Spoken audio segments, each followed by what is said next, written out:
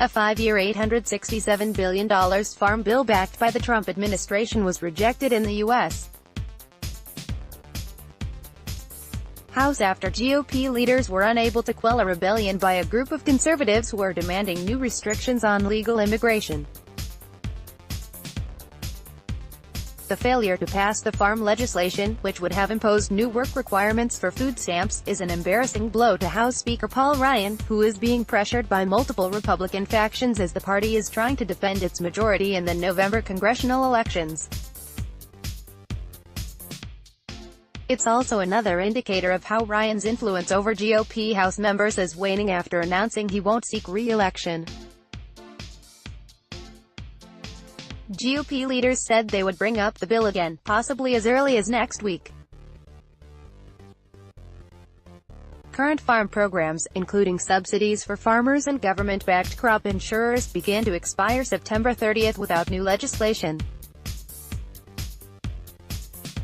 Lawmakers voted 198 to 213 to defeat the measure Friday after members of the Freedom Caucus, comprising about 36 conservative Republicans, rebuffed an offer from GOP leadership to schedule a June vote on a bill that would eliminate a diversity visa lottery and impose other limits in exchange for temporary protection for young undocumented immigrants.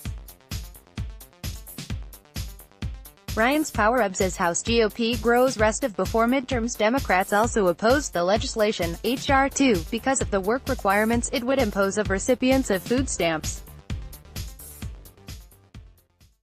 30 Republicans defected on the bill, including moderates, who had said they were opposed to the food stamp changes.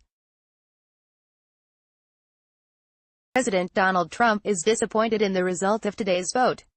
Lindsay Walters, Deputy White House Press Secretary, said in a statement. Trump supported adding work requirements to the food stamp program. The administration will continue to work with Congress to pass a farm bill on time. The immigration issues has been simmering in the House for months. Several Freedom Caucus members said they didn't trust the party leadership to hold a vote later on the immigration legislation and instead want it to take place before the farm legislation. "We've been promised a vote again and again," said Scott Perry, a Pennsylvania Republican and member of the Freedom Caucus. Immigration vote has Mark Meadows of North Carolina, the chairman of the Freedom Caucus, said the farm measure's defeat isn't fatal. "Hopefully we'll fix the farm bill and the immigration bill at the same time," he said. Steve Scalise of Louisiana, the No.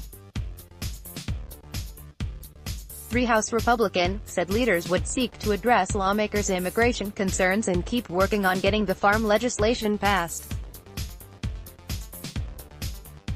The legislation is popular among rural Republicans but criticized by others in the party for what's seen as wasteful farm program and food stamp spending. "This is not good for the United States ag economy. It certainly will leave a lot of ag producers scratching their heads about our Republican majority in moving these important pieces of legislation through the House," said Jody Arrington, a Texas Republican, whose constituents include farmers. Rejection of the measure exposed a rift between moderates and conservatives. For how long will it? House GOP leaders continue to accept and facilitate the tyranny of the minority of the majority? Republican Carlos Curbelo of Florida wrote on Twitter. Forcing Ryan Curbelo, whose South Florida district includes many immigrants from Latin America, is leading an attempt to force Ryan to schedule votes on 4 different immigration proposals using a procedure called a discharge petition. If at least 25 Republicans and all 193 Democrats get behind it, that would force Ryan to act on scheduling a vote.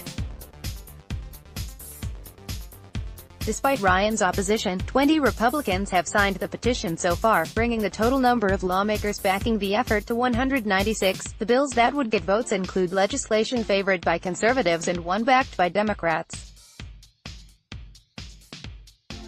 The Freedom Caucus said one of their goals in blocking the farm bill was trying to blunt the petition effort.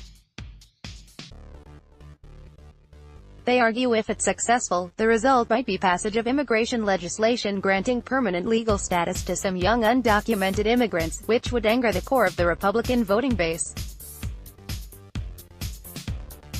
Patrick McHenry of North Carolina, a member of the GOP leadership team, said that within hours there likely will be enough signatures on the petition to force the votes. "That's exactly what I feared if the farm bill went down," he said. "We had enough members who were willing to vote yes, who had a commitment to vote on immigration, but wanted to hijack the process to get an immigration vote before they actually fulfill their pledge that